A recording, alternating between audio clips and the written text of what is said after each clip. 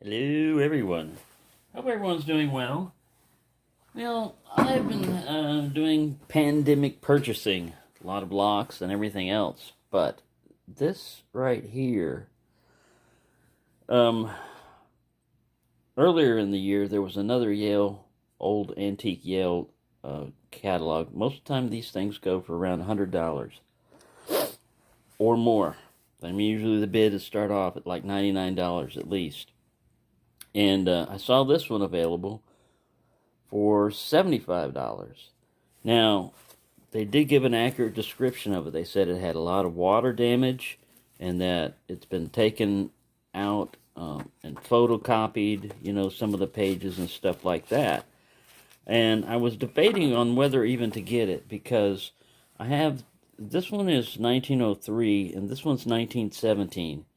So this one will cover probably all the locks that this one had, plus some of the newer ones. So I was thinking the current one, which catalog number 21 is a lot thicker, and this other one here, the spine, like I said, has been damaged and everything. But there's something interesting in this that I'm going to read to you because the other one catalog, when it goes to talk about lock picking and stuff like that, just does a brief thing about this. This one gets a lot more detailed in a lot of stuff, and a lot more detail in the history.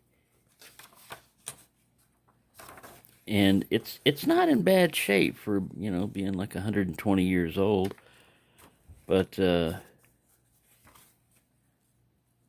and it talks about the different types of locks and everything. But lock picking, I want to read this one to you here. I'm gonna have to stick my head in the way because I can't see for crap, and I'm very nearsighted. My glasses are no good, so I'm gonna have to pick it up and read it. But it says, "So much misconception on this subject exists as to justify a brief explanation. No lock having a keyhole has ever been made or invented which is absolutely proof against picking, nor is it probable that one will ever will or can be made. But ample security for all practical purposes can always be had by the selection of the proper types of locks, and the picking of the best of these can only be accomplished by means of skill and facilities not possessed by the sneak thief nor even the professional burglar. As experience has accumulated, it has become evident that practical security does not depend on intricacy of construction, but can be obtained in degree ample for all ordinary uses by simpler and therefore better methods of design and construction. The final outcome has been the rejection by the public of freak locks." I wonder what freak locks were, "of all kinds, and the acceptance of the three standard types as explained elsewhere, these warded, lever tumbler, and pin tumbler. On the other hand, vast quantities of cheap locks are made which have such slight security as to offer little or no resistance to attack by the simplest tools, a few skeleton keys sufficing to open most of them, and in too many cases such locks are employed in places where security is really important under the delusion that they furnish it. He who buys a cheap lock gets what he pays for and no more. The method employed to pick a lock depends on its type. To pick a warded lock, all that is required is an instrument which will clear the wards, and which has an arm or a bit on its end, the length of which will engage with the bolt so as to move it. A pick of this kind can usually be made by simply bending a piece of stiff wire, such as a telegraph wire. Ooh, telegraph. We don't even have those much anymore. Into a hook. I guess there would have been a lot of telegraph wire lying around. A few trials sufficing to ascertain the necessary shape. Hence the insecurity of common warded lock used on doors and on furniture. Its merit lies in its cheapness, but it should have no place where security is needed. To pick a lever tumbler, the same simple instrument may be sufficient if there is only one tumbler, but if the lock has several tumblers, another method and better instruments are usually necessary. In this case, the method of picking consists in using one instrument to put retractive pressure on the bolt and another to lift several tumblers at one time. The application of pressure forces the fence or stump on the bolt against the tumblers. Practically, one tumbler will always be found to bear harder than the others, and a delicate sense of touch excuse me, will detect this difference through the picking tool, thus enabling that a tumbler to be set so that its gating is in line with the fence, whereupon it will hang and remain resting on the fence, while the same operation is repeated to find the tumbler which next bears against the hardest, this process being continued until all of the tumblers are thus set, whereupon the pressure on the bolt will cause it to retract, the barriers to its motion having been overcome. All lever tumbler locks are susceptible to attack by this method, some being easy and others difficult to pick according to their construction and number of tumblers. As a rule, the difficulty increases rapidly with the increase in the number of tumblers. The same method is available in the case of cylinder locks, except that the pressure is applied to rotate the plug instead of act directly on the bolt. But as such locks usually have 5-pin tumblers, which are more difficult to access and are, or should be, more accurately fitted, the difficulty of picking is greatly increased, and can only be overcome by an expert aided by the necessary instruments. The highest degree of security is obtained by the Yale paracentric lock, in which difficulties just referred to are greatly augmented, as explained on pages 15 through 18, by the interlocking barriers of a keyway which, projecting for either side beyond the axle line, so obstruct the keyway to make use of the picking instruments even of the finest kind, exceedingly difficult. Yeah, you need 15,000s or 18,000s. And rendering this lock unpickable, except by the most skillful expert equipped with special and very delicate tools. As against any attack to which it is exposed in actual use, the Yale paracentric lock is practically pick-proof. Safety against picking and high capacity for key changes are the two elements in which determine the degree of security which a lock affords, and both should be kept in mind when selecting locks for various uses. For some purposes, a lock is needed merely to secure reasonable privacy, and in such cases high security is not called for. But for cash drawers, desks, wine closets, office, and especially for street doors of stores, residences, etc., only locks having high security should be selected, and the difference in cost between these and those of inferior character is now so small as to leave no excuse for the use of insecure locks where protection of person or property is the end in view. Yeah, I thought that was pretty cool. Yeah, he was basically saying in another section over here that the need against lock picking is almost, like they almost never run into it. Where it was over here. But yeah, that was a lot more detailed than they kind of abbreviated that and said, let's continue to look through here while we're at it. In the very front up here, I had a price change thing, which was pretty cool. This is just an insert that they send out, $5 per dozen. Yeah, and then it has a little thing here for aligning your directions for applying Yale tubular mortise push-button locks. Just a little insert pamphlet there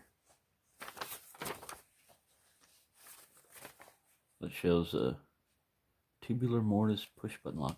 You could actually frame this sucker, just put it in a little frame and mount it up there. It'd be cool.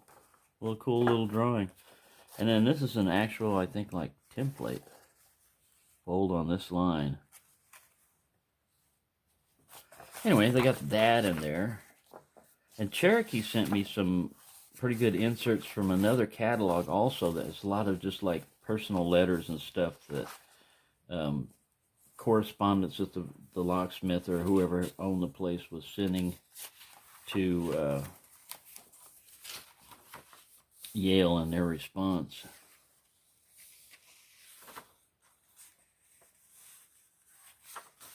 So far, I haven't seen any.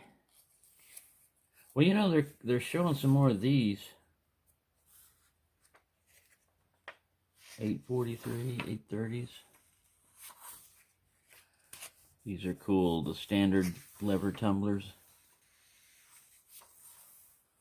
I took a key on one, not a Yale key, but an old Eagle key, and I ground it down, and I was able to actually pick one of these locks, not the biggest one, but one of the smaller ones. I was applying torque like this, and because it was a ground down key, I had to put a pick in the side and just push back and forth on the levers, and I managed to get just one open that way. But it's possible to grind down a key, make it like a warded skeleton key, to where the bottom piece is the only thing that you've got there. And you don't want to get the shaft too thin, because you're going to have to turn the bolt, but the thinner you can get it, the more you've got room to put a pick in there.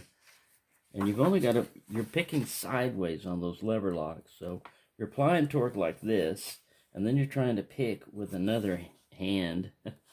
And yeah, another time when it would be good to have octopus arms. So here's the iron sides, push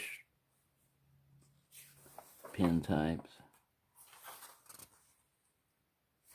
One of these Fidelity padlocks, a guy's trying to sell on eBay for $38. And they were $10 a dozen.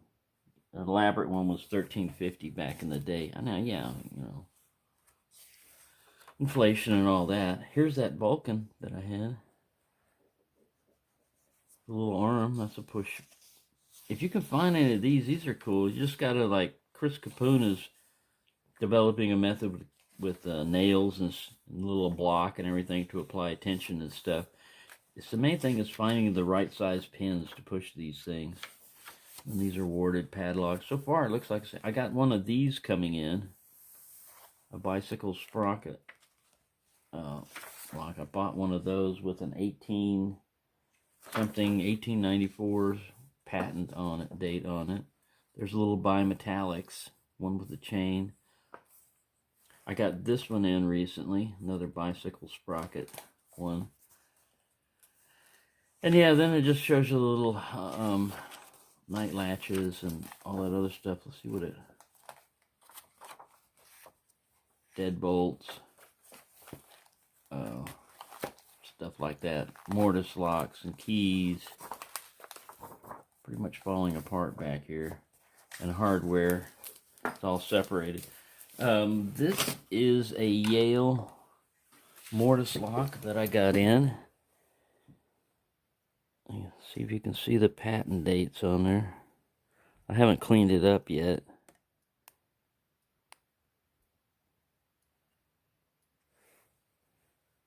$18.98.